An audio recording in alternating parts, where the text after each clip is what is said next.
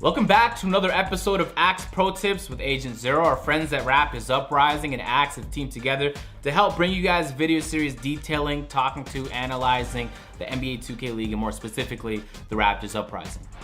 Ramo. Blocked by Trey. And Toxins with an and one. How about that?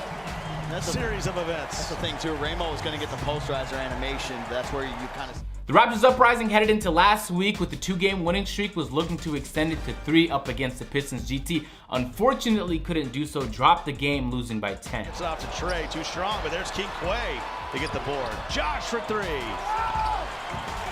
Second hand chance points at its finest. They're starting to hit now. All right, let's cue the Axe golden moment of the game.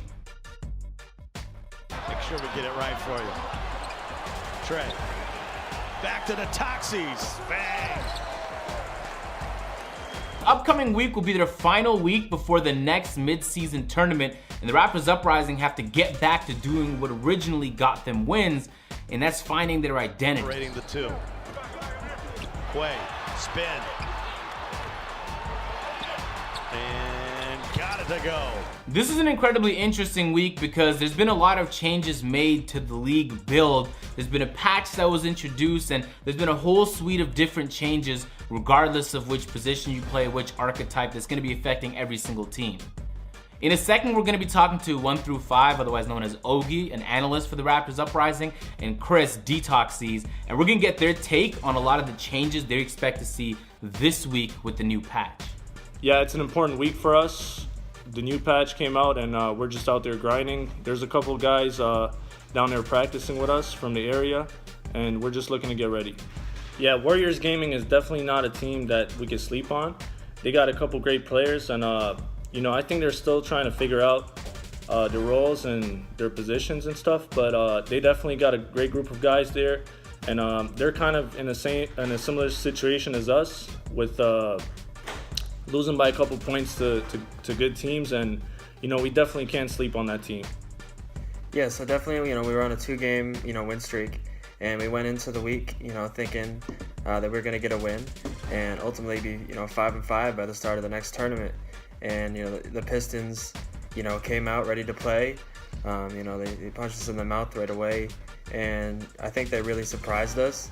And we obviously just, we didn't, play to, the extent to what we did the first 2 games in that win streak.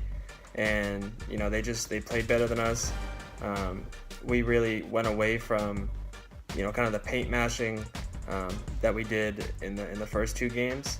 And, we were just, discombobulated kind of, and scattered. And we should have been passing more to the paint rather than the perimeter. And for the Raptors Uprising, what that means is since they've been 2 wins and 1 loss since the last tournament, if they win this week, that'll make them 3-1. That's a pretty good record. They're gonna get good seeding heading into the next tournament, and the winner of that tournament is guaranteed a playoff spot. We know the Raptors Uprising have had a pretty tough time losing pretty close games against good opponents to start the season, so they have an opportunity to bounce back next week and this week to cement their spot as a top-tier team in the NBA 2K League. Lucky too, because usually the game doesn't let you intentionally foul somebody. Once the ball goes away, sometimes you're seeing a lot more. They actually end up wrapping the guy who doesn't have the ball. Kenny over to Quay.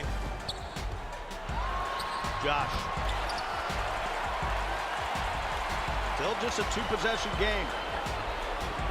The seeding for the upcoming tournament is dependent on each team's record since the last mid-season tournament. As of now, going through the archetypes and just playing a couple games, I feel like the main thing that will change is definitely just the archetypes used on the floor. But the gameplay is pretty similar to before. It's just there's builds that are more useful now than after the patch.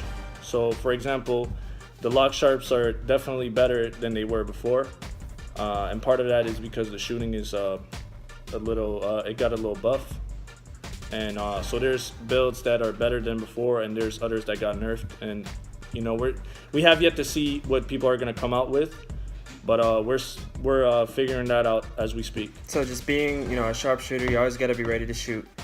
You never know when the ball is going to be passed to you. and when your man's going to help, and when your point guard's going to pass. So you always got to be ready to shoot. And it doesn't matter how many shots you get up, you just always got to be ready, and you never know when the ball's going to find you. I'm just going to go out, play my role, play my game. I'm going to be ready to shoot. I'm going to play defense. And I'm just going to do everything that the team, asked me to do, whether it be, guard, the three, or, whatever, play any position. I'm ready. I'll be ready. That'll be it for this week's episode of Axe Pro Tips. It seems like every game as we get closer to the end of the season means more and more. So the Raptors Uprising have to step up, and it seems they've made the necessary changes. Now it's just time to put it down on the court. I'll catch you guys in next week's episode. If you enjoyed, drop a like, subscribe if you guys are new, and I'm gonna catch y'all later. I'm out. Peace.